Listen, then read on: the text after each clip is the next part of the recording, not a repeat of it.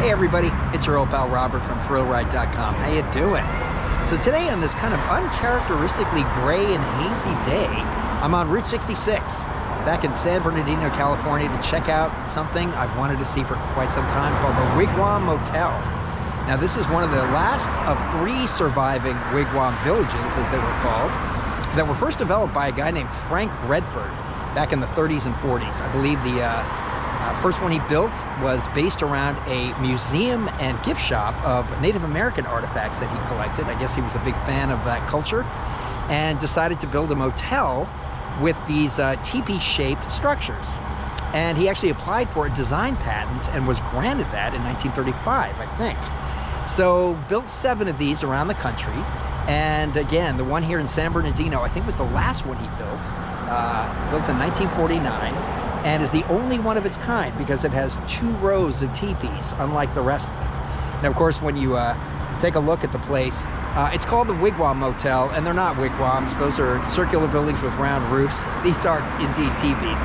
But, you know, issues of cultural appropriation aside, these are incredible relics of a bygone era of roadside travel in America, and, of course, inspired one of my favorite locations in the Pixar films Cars.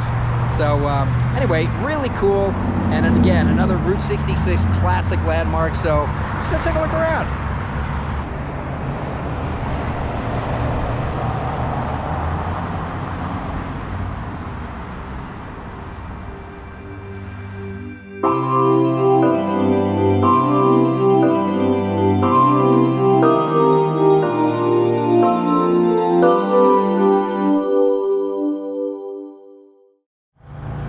So here it is. The again, what was designated as Wigwam Village number 7. Here it is, the Wigwam Motel. And you can see on the sign up above, since 1949. And they've got a nice little gift shop and office that's open 24 hours a day. And there you go. Get your kicks on Route 66. And of course, they've got the Greetings from Radiator Springs poster on there. Love it. And it is indeed a famous Route 66 roadside attraction. So great. Yeah.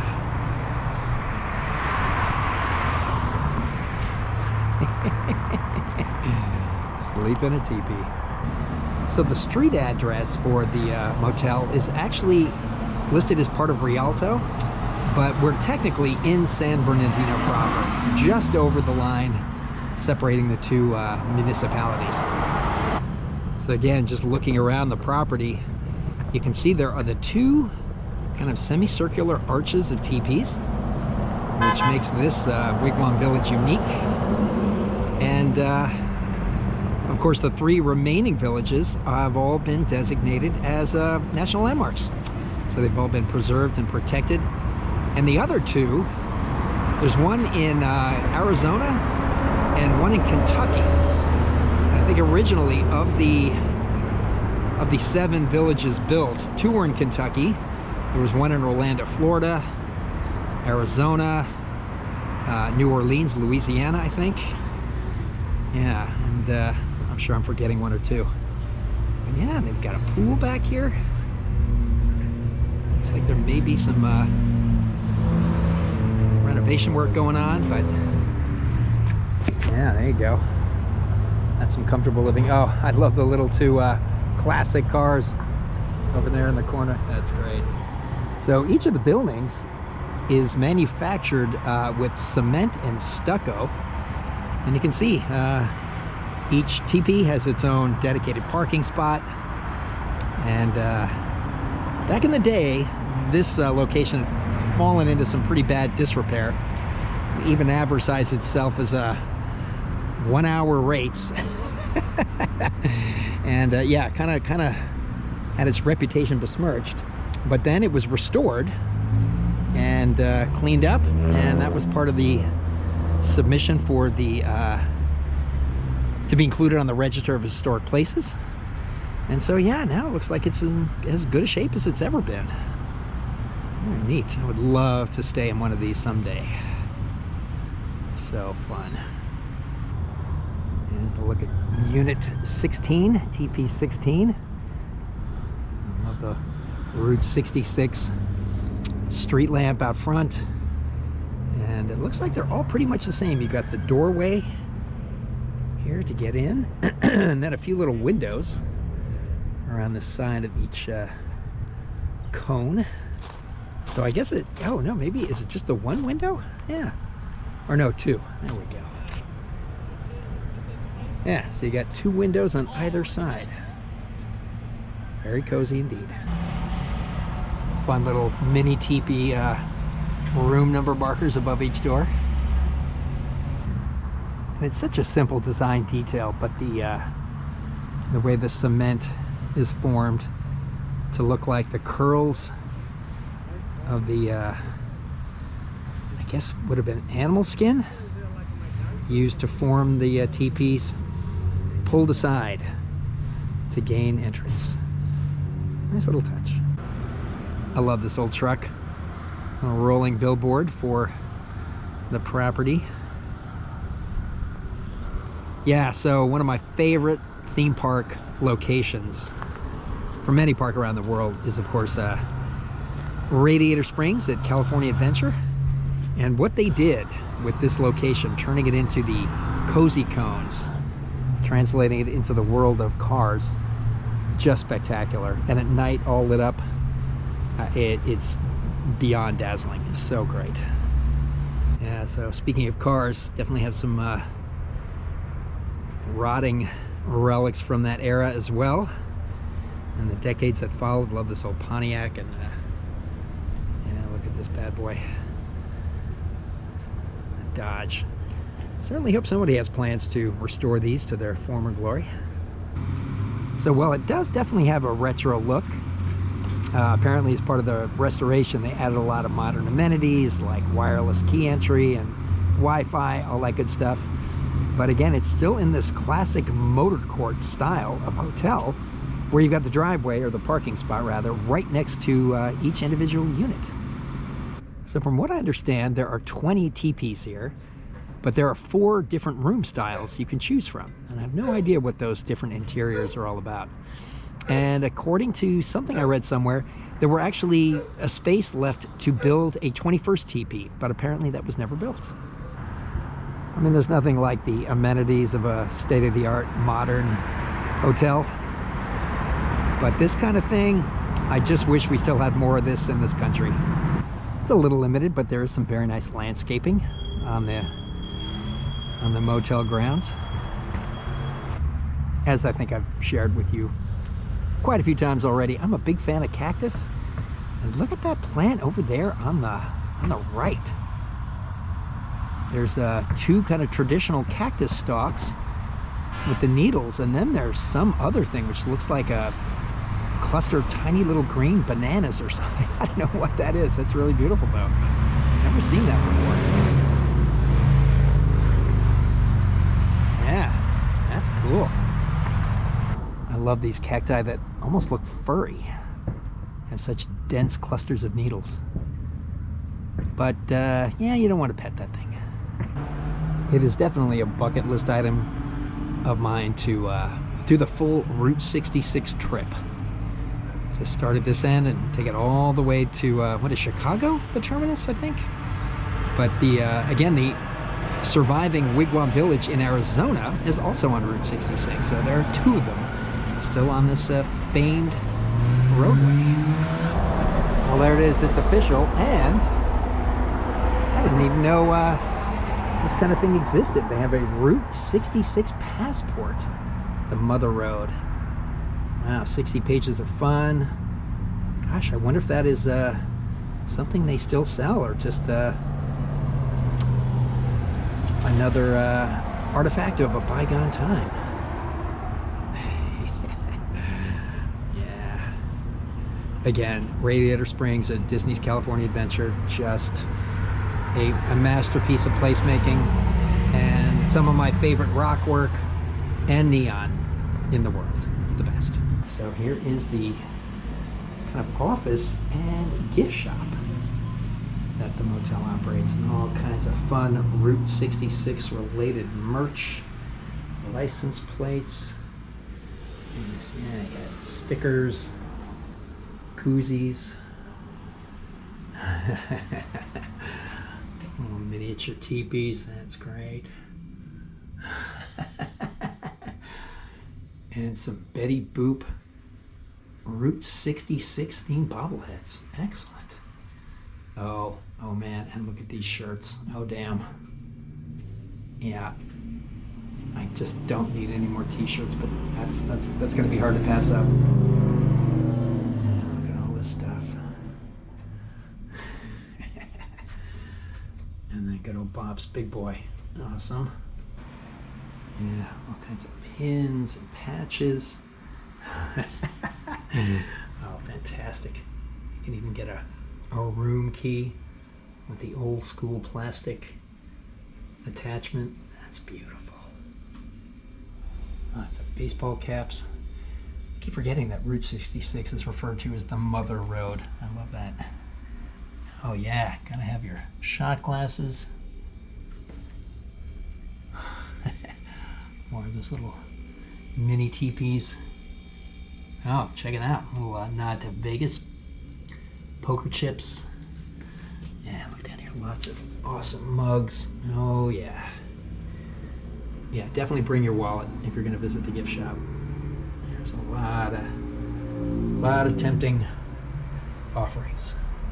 I love the metal gas station signs.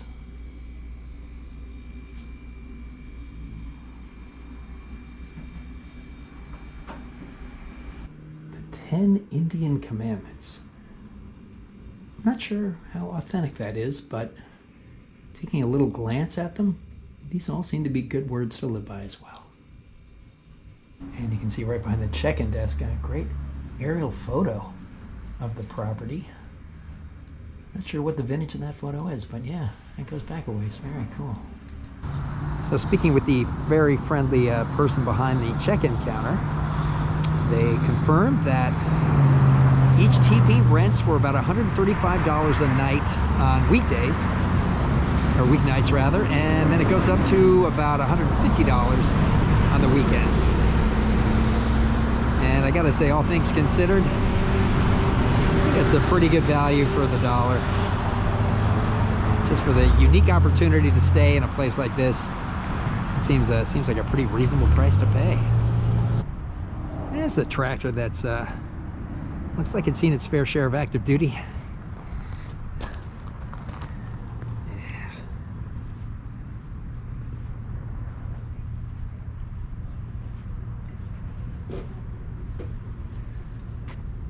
Yeah, I love tractors.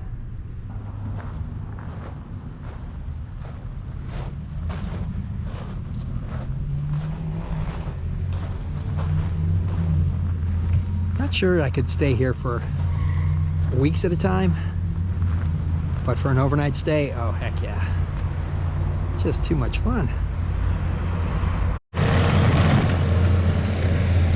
They sure seem to be doing a lot of ground clearing back here. I wonder if there are plans to expand the property or add some more amenities to it. I don't know, but it looks like a lot of work going on in these corners up behind the teepees. Promising. Yeah, here's a look at the back corner on the other side of the property, which again seems to have a lot of room to grow, present some interesting opportunities, and I just wonder what the plans are. Of course, I didn't see the village when it was in a much more rundown state, but I can tell you today it is looking really, really well kept for. Clean, very well manicured grounds, and look at that green grass. Well, that is a nice lawn. Of course, all the plantings and decorative pebble work. Yeah, looking good.